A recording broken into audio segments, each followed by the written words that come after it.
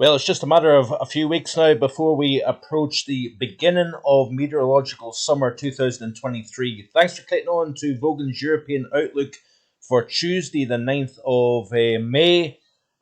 Before we get into the video, please share with your friends and family and hit that subscribe button if you haven't already done so. A lot of content in the last couple of days here on the channel talking about the theory behind possible warming of the global oceans and talking about the extremes that have taken place around the world over the last week or so. So do check out the Global Weather and Climate Report. It's actually two editions, in the last couple of days, rather than it just being one as per usual on the Sunday. There was so many things that I wanted to look at and cover. It was very difficult to do so within a 15-minute period. So I think I managed to cover, the subject as best as I possibly could. I've read the comments, some very, very interesting points indeed put by many of you. So I do appreciate that. Like I've said, I'm not an expert. It is very much over my head with regards to the complexity of the oceans, the response it has on the atmosphere and whatnot. But very, very interesting stuff indeed. These subjects really, really do, grab my attention, make me hungry to find out more. If only my brain capacity could take in some of the complex, dynamics, physics, whatever you want to say. I really do wish that I could understand more than I actually do. But it's merely, like I said, in those videos, it's merely just kind of sharing these points with you, looking at things that perhaps you're not seeing elsewhere. That is why I strive to do a unique weather channel which looks at aspects that other channels perhaps don't do. I also want to take this opportunity to thank everybody that uh, put a comment in the section below from last week's videos. Of course, I did get married to my wife Lindsay back last Saturday, the 29th of April, and both of us really, really appreciate the very, very kind words that people put in there, and it's very, very kind of you to share your blessing and your support. It is very much appreciated indeed. So anyway, looking at precipitation, very, very important at this time of the year as we go from winter to summer.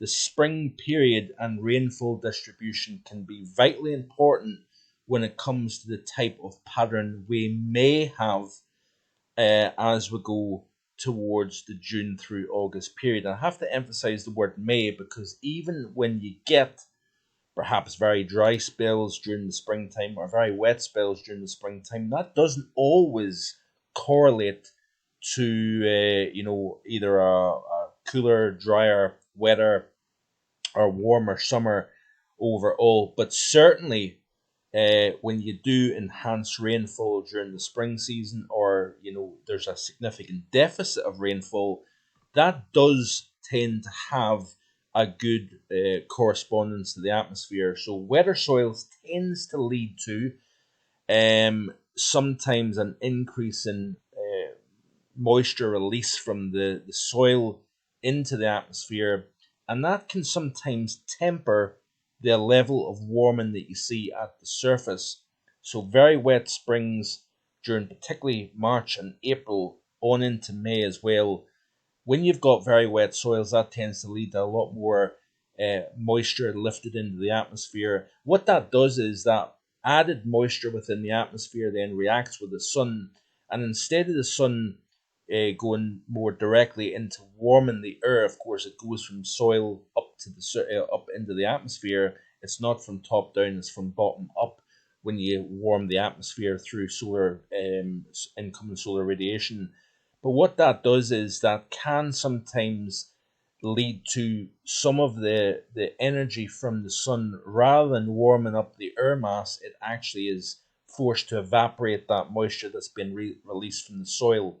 So, of course, March and indeed April was in fact the second, I believe it's the second wettest period for particularly England and Wales, if not just England, since the mid 1940s, believe it or not. It has been drier further north across Scotland, but that is quite interesting. And when you look at the potential rainfall that we're going to see over the next few weeks, that may have impact on the June forecast in terms of it not necessarily being quite as hot as expected. We also have to take into consideration the warm sea surface temperatures, particularly so to the west and southwest of the British Isles and Ireland as well. Because what also can happen is that moisture that's released into the atmosphere from the soil can then lead to a lower than average pressure within the atmosphere, increasing the chances of more unsettled weather and therefore cooler conditions as well. But that warmer sea surface temperature can then lead to enhanced moisture, enhanced rainfall with areas of low pressure within the vicinity of the area that could precipitate, over a given area. So, of course, precipitation ranking, this is off the ERA5 reanalysis. You can see here for April, it was a rather wet month, especially across the more southern areas of the UK, drier further north, thanks to an area of high pressure that was strong in the means to the north of the UK. So, leading to fairly wet conditions, fairly unsettled conditions, and cooler conditions as well for not just the southern half of the UK, but across much of Central Europe as well. It's been a fairly cool and wet spring so far, and of course, we're only a couple of weeks away from reaching the end of spring and begin summer. Very dry soils, incidentally, over Spain and Portugal, hence why we've seen some significant heat, early summer level heat across Iberia. So the wet soils versus the dry soils can have major impact on the weather pattern overall. And like I said to you, the warm sea surface temperatures has to get taken into consideration, and that's not taking into account the fact that we've got a developing El Nino at play at the moment over the eastern portion of the Pacific Ocean.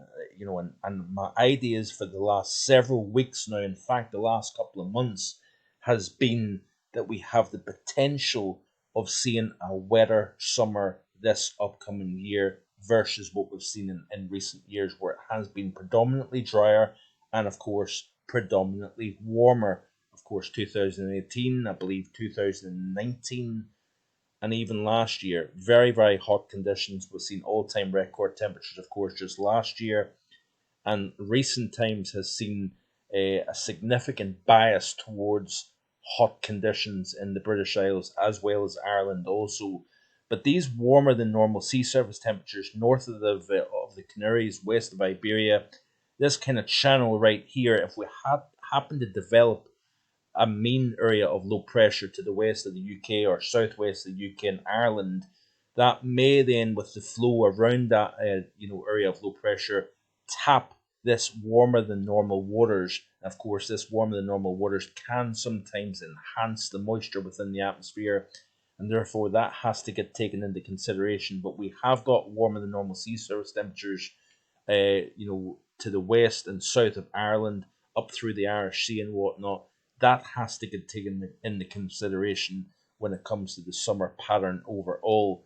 But certainly it is quite interesting. If you notice here, the yearly difference in temperature is quite stark. You can see a significant warming of the eastern Atlantic basin over the last 12 months, compared to what we've seen in the Pacific. Look at the warm that we've got over the central North Pacific, but look at the ring of cool surrounding that. That's very interesting indeed.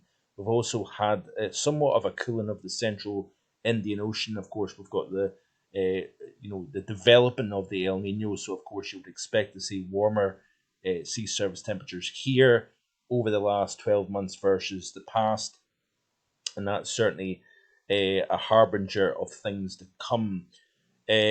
Also has to get taken into consideration that we've got very dry conditions across Iberia. That tends to feed back to hotter than average temperatures, possibly stronger than average high pressure also in this region here, and that may have periodic influences on the UK and Ireland in terms of Spanish plumes and whatnot if you have the right atmospheric conditions in play. So precipitation over the last 30 days looks like this. This is the anomaly, drier than average across the north of the UK, wetter than average across most of England, Wales, Ireland, Northern Ireland, as you can see here, drier than average across Iberia. So we've got this kind of general idea of cooler across the central swathe of Europe versus Iberia and versus the northern half of the British Isles, of course. We know what the anomaly was temperature wise for the UK during the month of April overall. Looking at the soil moisture content for April, and this is a little bit hard to see. I do appreciate that. I don't have a choice in terms of being able to blow this image up, but it looks to me calculated soil moisture in millimeters is fairly healthy across the UK, Ireland, and across most of Europe, in fact. So, of course, there's been a lot of talk about, drought conditions, perma droughts, exceptional heat waves becoming more and more of a thing and more of a concern as we go forward here, but not necessarily. We've seen this in California where all of a sudden we change things around from a multi year severe drought to all of a sudden seeing those reservoirs go up to 100% of capacity within the last 6 months or so. So, do we see this big change around from exceptional dry conditions, rivers running dry like the Rhine, and other major river systems within Europe drying up? And then, of course, that raises the question about climate change and all the hysteria that goes with it. But it would not surprise me, I could be wrong here, but this is what I think. It wouldn't surprise me with the developing El Nino. We've seen it in 2012 that we could see a flip around to much wetter than normal conditions. If this El Nino really kicks in, yeah, it could go the other way. We could end up having another hot, dry, record breaking summer. I could be barking up the wrong tree here and I may be completely wrong. And by the end of August, I have egg on my face. Who knows? But this is the ideas that I've got at the moment anyway, and I'm going to stick to it. And this is I'm getting closer and closer to publishing the forecast that I've got for the upcoming summer here. So certainly stay tuned. These warmer than average sea surface temperatures, the soil moisture being as it is, and of course the fact that the weather pattern, if I can get to the right chart, it would certainly help. But the weather pattern also looks quite interesting as well. This is off the GFS ensemble. We've got a strong area of high pressure to the north. Notice here this area of low pressure. It has been a pretty crummy spring across most of Europe, really away from Iberia. But notice here, this is, like I say, off the GFS ensemble, and we've got this building of pressure across the northern half of the continent here, across the northern half of the British Isles, in the means. This is, of course, taking us out to the period 18th through the 23rd of May. But look at the negative here that's showing up to the south of that here, and therefore you would expect to have wetter than average conditions. Now, if you notice here, for the same period, upcoming 7 days, we've still got wetter than average conditions across the bulk of the UK here.